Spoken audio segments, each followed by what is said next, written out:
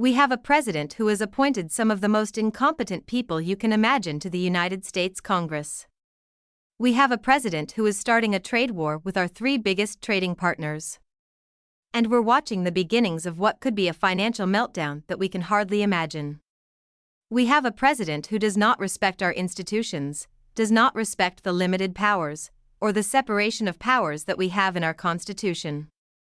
I can think of no bigger crisis this country's been in my lifetime. James Carville just went full truth teller and roasted Elon Musk and Trump like a crawfish boil gone wild.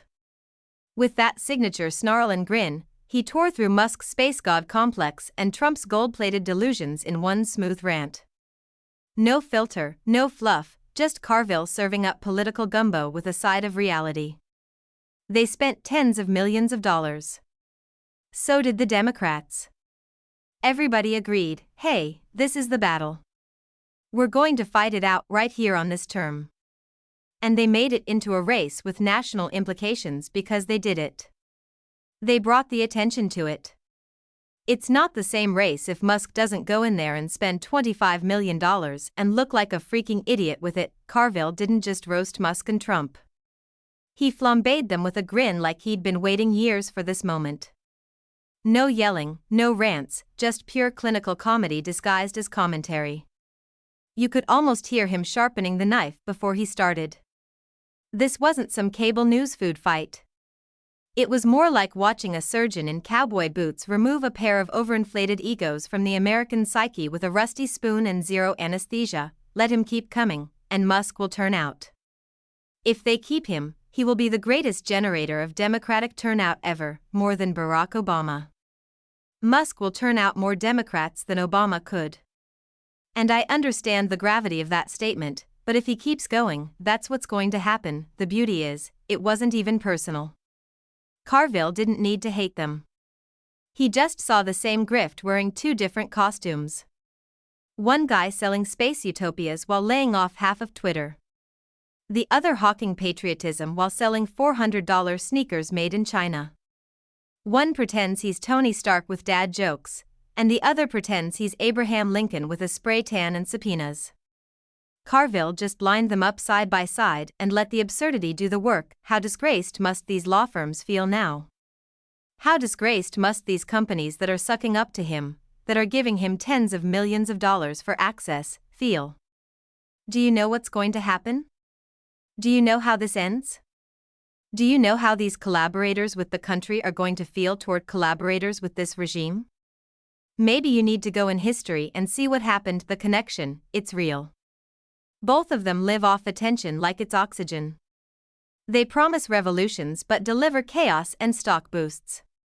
They toss out slogans like Mardi Gras beads, meaningless, shiny, and tossed from a float going nowhere. And the kicker? Their fan base eats it up like it's gospel wrapped in Wi-Fi. Musk says AI, and suddenly people forget he's charging $8 for a checkmark. Trump shouts rigged, and people Venmo him their mortgage. It's the same scam, just different fonts. Kellyanne Conway actually said a few days ago that the stock market is on a tear. It's on a tear, right, but it ain't the tear that you're looking at. And when, somebody said the two pronouns of my portfolio were is and were. But the point is, when we're ready for this engagement, and this engagement is coming sooner than you think, it's coming sooner than you think. Start getting these arrows. Put them in your quiver because we're going to need them to show how. If you're enjoying, please subscribe. Carville, the way he stitched them together.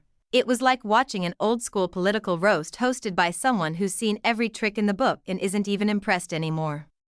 He mocked Musk's genius like it was a magic 8-ball, then pivoted to Trump with the precision of a man who's watched the same bad movie 5 times and knows exactly when the plot holes hit, but keep accumulating evidence of their economic cluelessness, because it's all about them getting all the money.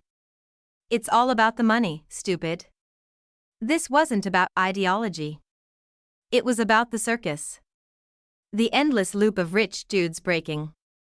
Carville practically held up a mirror and said, "Look, America, these aren't rebels. They're just clowns and gold-plated Teslas." What made it impactful wasn't the volume, it was the accuracy. Every jab felt earned. Musk's free speech crusade was built on banning journalists. Trump's America First routine was built on grifting red hats and ranting about windmills. Trump came in and so quickly established an ethos of strength and domination that, in the end, he started owning everything. Now he owns the stock market. Now he owns the inflation rate. He totally owns the economy because if he goes back and says it was Biden, people will say, no, I could have done it. And maybe that's why it hit so hard, because for once, someone didn't fall for the smoke machine or the Twitter chaos. He saw through the act. Carville didn't just roast them, he exposed the performance. And damn if it wasn't hilarious. James Carville isn't some polished pundit trying to sell a memoir. He's what happens when a bayou-dwelling brainiac gets dropped into the political thunderdome with nothing but a map of your weaknesses and a voice that could sandpaper drywall. He doesn't posture. He doesn't hedge. And he damn sure doesn't use 3 words when one will do the job with a backhand. It wasn't very long ago, 70, maybe 75 days, something like that. Even that I said I thought the Democrats should just kind of lay back a little bit and let this thing collapse under its own weight. I thought it would honestly take until Memorial Day. It didn't. It was April Fool's Day that, Lenin famously said, sometimes history goes decades with nothing happening, then it goes days with decisions. You might know him as the guy who dragged Bill Clinton's presidential campaign from obscurity to the White House, all while wearing clothes that looked like they came from a gas station sale rack. But don't let the chaotic energy fool you. Behind that wild-eyed look and a wardrobe that screams I lost a bet, Carville is pure strategic venom. He's the kind of guy who can read a poll like it's your diary, figure out your political weak spot before your mama knows it, and call it out on national TV while sipping unsweet tea and sounding like your uncle who's always halfway through a story that ends in jail time. He doesn't spin. He does scorched earth, doused in Tabasco. And the best part? He has absolutely zero incentive to play nice anymore. He's not running for office. He's not trying to book a Netflix special. He's too old to care about burning bridges because, let's be honest, he already blew them up during the Bush administration. That makes him dangerous in the best possible way, brutally honest, deeply informed, and hilariously immune to your outrage. Carville's superpower is that he remembers everything. I would say Elon will stay for a certain period of time, and then he's going to want to get back to his businesses full-time. But he's done a fantastic job. We found hundreds of clicks, just hundreds of them, found billions of dollars of fraud and abuse and waste, and they're still going. I mean, they're going strong. They found something today that's horrible. Musk was there every day. They spent tens of millions of dollars. So did the Democrats. Everybody agreed, hey, this is the battle. We're going to fight it out right here on this turf, and they made it into a race with national implications because they brought the attention to it. It's not the same race if Musk doesn't go in there and spend $25 million and look like a freaking idiot with the cheesehead hat. He's been calling out Trump's BS since before it was cool, back when most Democrats were still hoping it was all just a phase. And now, with Musk riding the algorithm like a mechanical bull in a Wi-Fi barn, Carville's having the time of his life tossing haymakers at the hype. What makes him lethal isn't just that he's smart, it's that he's right. And he says it like a man who knows you're not going to like it and absolutely does not care. He's the political equivalent of that one professor who shredded your paper but made you a better writer, the guy you hated arguing with because somehow he always had the receipts. So when Carville opens his mouth, it's not noise, it's diagnosis. And if he's dragging your name through the mud, it's probably because you've been standing in it for years pretending it's gold. It was only a matter of time before Carville turned his attention to the Elon Trump Venn diagram of absurdity. The overlap is too rich, too ridiculous, and frankly, too American not to skewer. You've got 2 billionaire egomaniacs, one playing mad scientist on Twitter, the other still pretending he's president from a golf cart, both selling chaos like it's a limited time offer. If there's a snake. Oil starter pack, these two came with the deluxe edition and matching merch. Well, he did video town halls or whatever they called them. He went in there. Musk was there every day. They spent tens of millions of dollars. So did the Democrats. Everybody agreed, hey, this is the battle. We're going to fight it out right here on this turf. They made it into something big. It wasn't like a sweepy state Supreme Court race that people don't overly pay attention to. This became a race with national implications because they brought attention to it. Carville didn't have to dig deep to find the rot.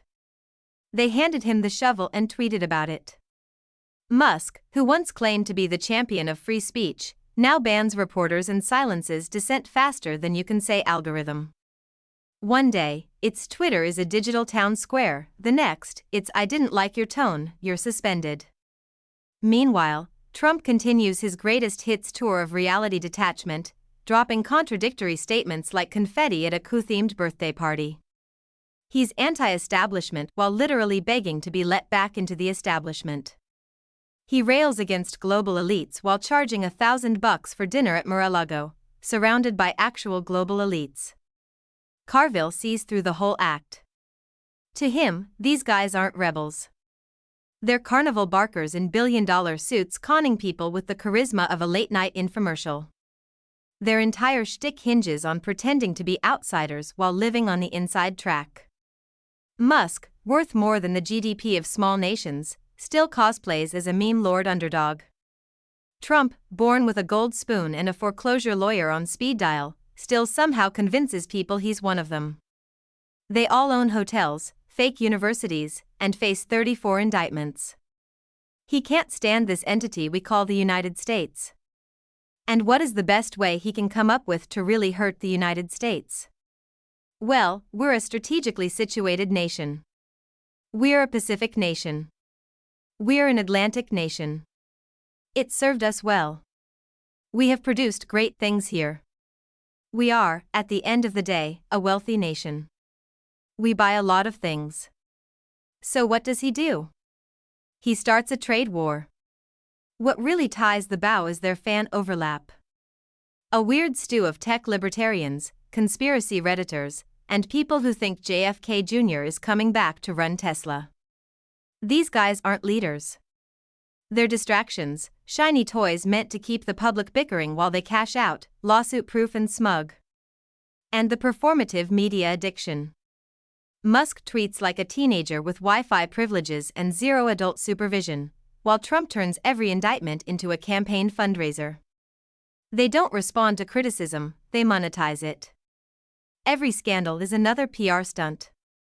Every screw-up a brand opportunity.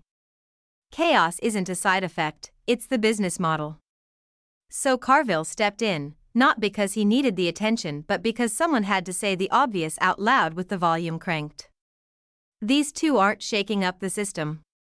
They are the system, just with worse hair and louder hashtags. Carville didn't just throw punches. He hit with precision. Like someone who spent decades watching clowns trip over their own egos and finally decided to narrate it out loud. When he turned his fire on Trump, it wasn't rage. It was exasperated comedy, the kind you get from a guy who's been warning people for years that the emperor not only has no clothes but also probably defrauded the tailor. He doesn't like our allies. He doesn't like the French, the Japanese, the Koreans, the British, the Nigerians, the Brazilians, the New Zealanders, or anything else. He votes with Belarus, Russia, and North Korea because those are the kinds of places he is loyal to. And he came out swinging with lines that sounded like they were written on a diner napkin between gumbo bites and rage strokes. Trump, he said, is what you'd get if a Big Mac learned how to file lawsuits. It wasn't just funny. It was clinical. Carville's brilliance is in how he slices through Trump's myth-making without needing to raise his voice. He just lists the facts with the rhythm of a man who spent a lifetime studying BS and can smell it 3 states away. He mocked Trump's outsider act with a smirk, calling him a con man wrapped in a flag, holding a Bible upside down like it owes him money. And that's the thing. Carville doesn't just attack. He exposes. He doesn't say Trump's a liar. He shows you the lie, walks you through the timeline, reminds you of the grift, then finishes with a zinger that makes you laugh and gag at the same time. And then he got to the real sin, the manipulation. Carville pointed out how Trump preys on resentment like it's his personal ATM.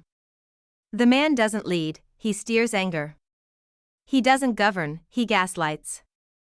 Every time.